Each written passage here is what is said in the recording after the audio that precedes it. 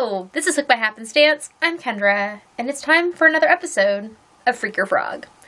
Freak Your Frog is my ongoing series here at Hooked by Happenstance, where I deal with my woebegone whips. Things that have been put in the naughty corner because they were giving me issues, because they weren't turning out right, because I lost love for them, because other things were more interesting. Then things end up in the naughty corner for a lot of reasons. I'm sure you understand. But the project in question today, I don't exactly know why it ended up in the naughty corner.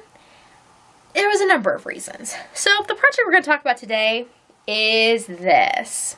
So those of you that have been around for a while know what this is. This is the second, third, fifth attempt at making a graduation Afghan for my nephew. I completed one. I had two nephews that graduated in the same summer. And I completed one. I made my Tides of Change Afghan, which is the favorite thing of mine that I made in 2018. This was the second Afghan. Also, a pattern by Franco Randall. Tides of Change is free. Sands of Change, this one, is a paid-for pattern. So I made the Tides of Change. I loved it. I decided I would buy this one. Now, I had originally bought the yarn for this project when we were in California last February, March-ish, when we were out there waiting for my mom's services to happen. And I went on a great grieving yarn buying trip where I could buy anything I wanted in the store and I could not make decisions. What a great time to choose to make a gigantic Afghan. Let me tell you, I don't recommend buying yarn in that situation because you don't make the best choices. Not that I bought bad yarn or yarn that I wouldn't use, but my plans were very hazy because all of my thinking was very hazy. So I was originally going to make a Movely blog pattern. I think it was Moroccan tiles, maybe. Anyways, I was going to make a giant, like a queen size Afghan for my nephew. I bought all the yarn for it. It was all Red Heart Super Saver. It was on sale. It was fine. Started working on it, and I wasn't loving it. I liked the colors, but just the whole thing, it wasn't feeling good, and it was going to be a lot of effort for something that wasn't enjoyable. So then, after finishing the Tides of Change, start working on this one, and I'm liking it. However, the gauge turned out really wonky. This summer, I showed in different podcasts working on it, and it just didn't work right. Now, the pattern does not have a gauge anywhere. It tells you to use a J-hook. It tells you to do it in like worsted weight acrylic like this, but it didn't give me a gauge. Now, looking at the picture more closely for both of the Afghans, I don't think they actually lay completely flat, like even when the designer made it. And I just assumed that that was because of the nature of the photograph. Like they're a gigantic blanket. It appears to be photographed on some grass, but like upon closer inspection, I was talking with a friend about it, and they asked if it laid flat in their picture, and I was looking at these pictures more closely, and no, I don't think they do. But I think that's fine, because they're giant Afghans when you're done, and I think that they lay flat enough for their purposes. But I was having issues beyond what I think the pattern kind of lends itself to. So I tried different hook sizes, and I eventually found a hook that worked better, and I made another attempt.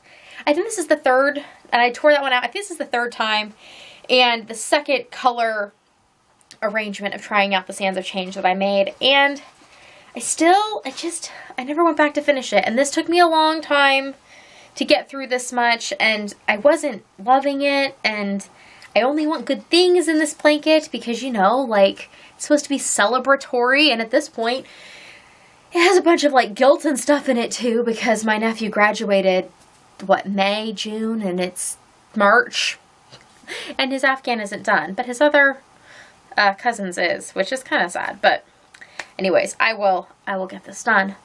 But I all of a sudden was looking at my bingo board the other day, and it had a thing that said to craft something to take away the blues, and I thought, I have 3 Karen Big Cakes in a blue like variation.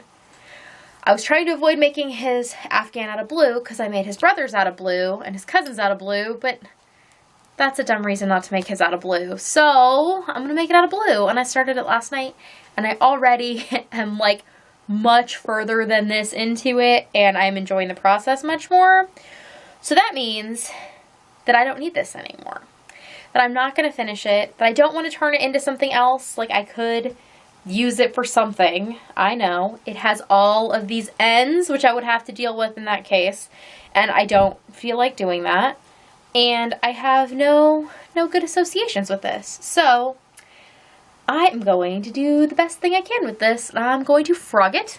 And I'm going to take its little balls of yarn and add them. If they're big enough, I think these are all going to be small enough, I'm just going to add them to my scrap stash pile, which will be used for scrappy projects. Either my scrap stash blanket, or I have some other ideas of scrappy projects I want to do in the future. And it won't be a bad thing to have a whole bunch of like smaller balls of these colors in there. So I made that decision and I feel good about it. I know it might not sound like I feel good about it. It's just going through the whole saga of this blanket. This blanket has been a saga. And for how much it seems like a saga on the channel, it has been more of a saga in my brain. So I worked on it last night, and it's funny to work on a project the whole time thinking about the apology card that needs to come with it for the fact that it's late and why it's late and all the things. But like, it is what it is. So I'm going to do what I can from here, because I can't go back and have this blanket done a year ago. I can only make what I can now. So I'm going to frog this, and then these parts will become something good because this is good yarn. It's in a bad project, which the pattern is not bad. The end result of needing an afghan and wanting an afghan into this pattern is not bad. This project, as it is bad. And I have bad feelings in this one, so I need to get rid of those and put this good yarn into a good project instead of this one.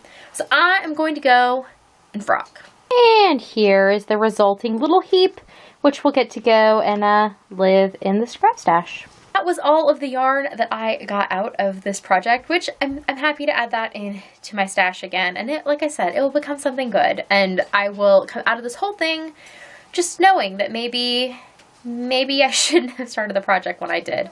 I mean, obviously it's not like a situation that's going to be completely replicatable in my life. My mom's never going to die again, so that's not going to be something I have to deal with. But like, keeping in mind that when you're in a frazzled state, you don't make the best choices about where to put your creative energies.